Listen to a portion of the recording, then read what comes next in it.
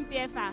Bienvenue dans cette nouvelle émission où nous parlerons de la filière café cacao. Savez-vous qu'en Côte d'Ivoire, nous perdons 24 000 milliards de francs CFA par an?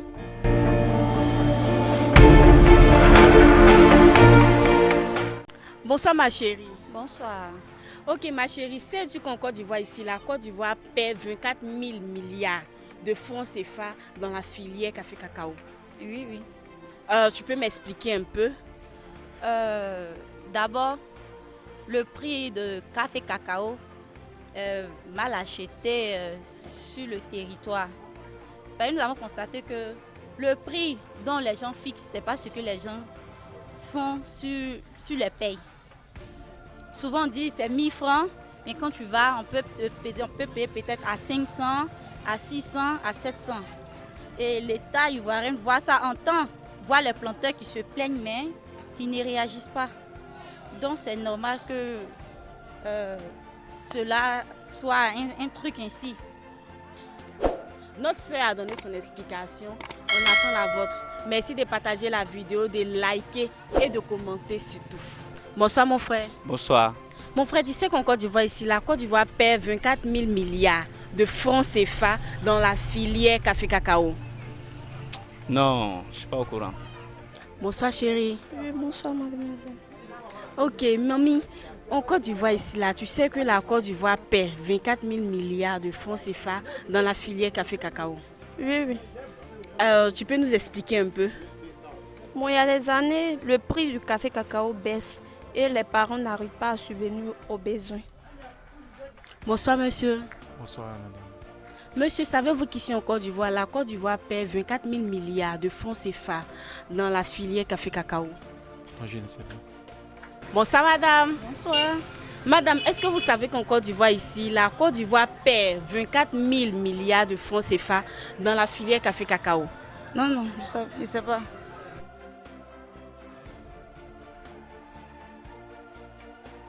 Bonjour, chers amis TFA.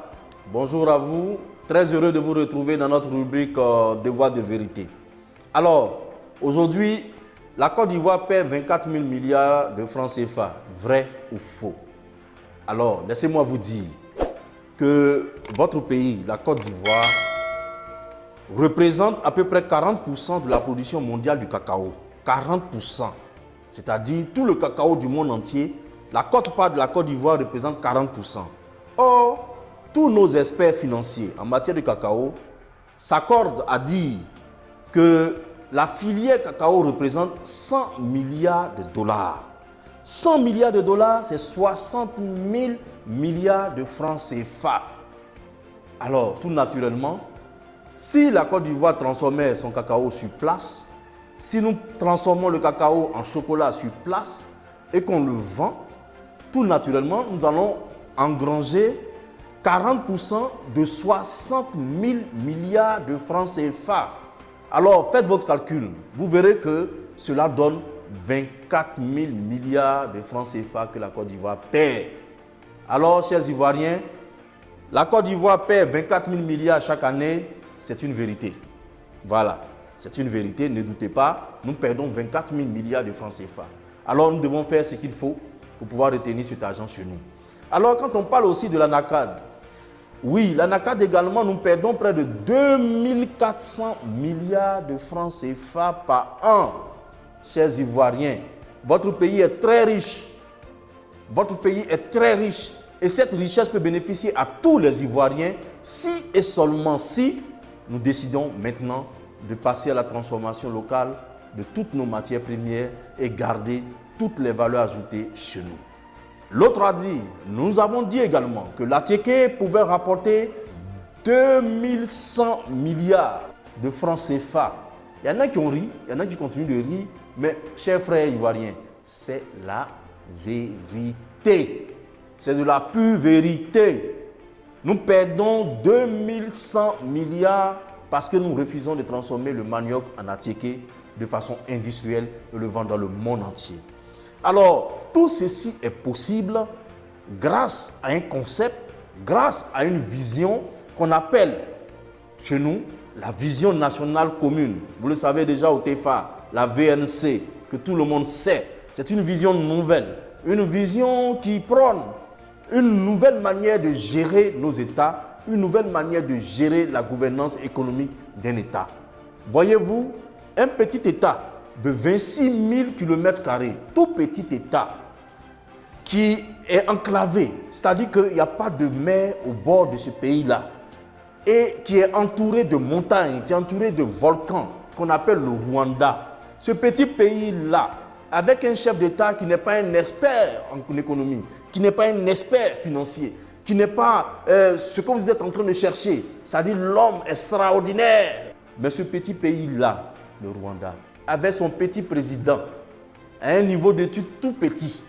C'est ce petit pays-là qui aujourd'hui embauche le plus excellent de tous les Ivoiriens qu'on appelle Tidiam Thiam.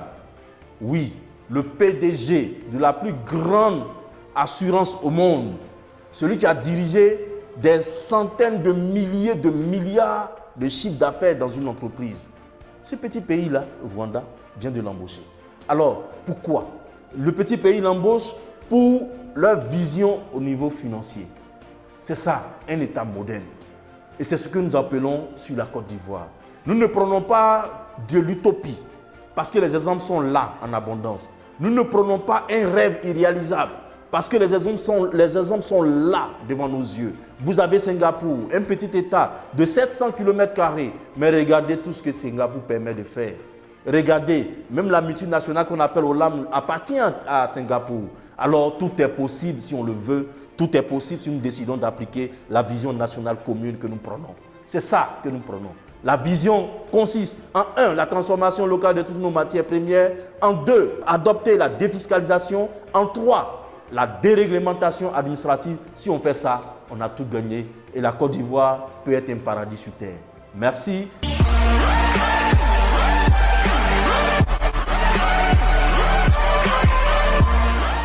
Alors, merci pour la question. 24 000 milliards de francs CFA que la Côte d'Ivoire paie pour la filière cacao seulement. Alors, si même la Côte d'Ivoire retenait les 24 000 milliards, qui dit que toi, chômeur, toi, planteur, toi, diplômé sans emploi, toi, élève, toi, Ivoirien, lambda, qui dit que tu pourras en bénéficier? Simplement, pour pouvoir retenir les 24 000 milliards de francs CFA chez nous, il faut installer des usines. Voilà, parce que la filière cacao, pour pouvoir engranger cette somme, nécessite la transformation locale de ces matières sur place. Or, si vous avez une usine installée, on peut embaucher jusqu'à 300 personnes pour une petite unité de transformation. Allons-y avec une grande unité de transformation. Une seule unité de transformation permet d'embaucher 500 personnes. Alors, chers Ivoiriens, si vous avez 100 usines qui embauchent 500 personnes, ça fait 50 000 Ivoiriens qui ont du travail direct. Le travail direct, c'est ceux qui travaillent directement dans l'usine. Or, il est démontré que quand vous créez un seul emploi direct, cela génère 10 emplois indirects. C'est-à-dire ceux qui travaillent autour de l'usine, les transporteurs, tous ceux qui vont y suivre, nettoyer l'usine et tout. Alors, voyez ce que cela peut nous rapporter. Il n'y a pas de débat à ce niveau. Toi, Ivoirien diplômé, tu auras forcément un boulot dans cette usine qui peut embaucher 500 000 personnes. Et si nous décidons de transformer toutes nos matières premières, il nous faudra près de 200 usines pour transformer seulement le cacao. 200 usines, calculez, vous verrez, près de 100 000 emplois directs que vous créez et 1 million d'emplois indirects. Alors toi, chômeur, tu vois ton intérêt dedans? Tu as vu ton intérêt maintenant? Et maintenant, parlons du planteur. Si l'usine est chez nous, ce n'est plus l'acheteur, les autres acheteurs qui viennent fixer le prix de notre cacao. C'est l'usine qui discute directement du prix avec nos parents planteurs. Alors, l'usine peut décider de donner jusqu'à 2000 et plus aux planteurs pour les encourager à travailler plus. Alors vous voyez, chers Ivoiriens, quand on installe des usines, tout le monde bénéficie. Voilà. Donc désormais, ça sera au planteur de fixer le prix de son cacao à l'usine qui est devant lui. Et si l'usine est en face de vous, il va se passer une autre réalité économique qu'on appelle la confiance et le crédit dans le système financier. Alors, le planteur à qui l'usine a passé une commande peut aller avec son bon de commande, trouver son banquier pour bénéficier d'un prêt en vue d'acheter des machines pour amplifier sa production.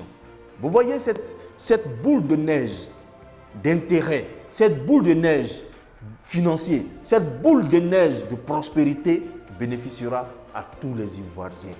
Alors ne nous trompons pas. Passer à la transformation locale de toutes nos matières premières, cela bénéficie à tous les Ivoiriens et cela nous enlève dans bien de problèmes. Voilà, c'est cela que je voulais ajouter en disant aux Ivoiriens, il y a urgence d'appliquer maintenant la vision nationale commune que prône le TFA. Merci.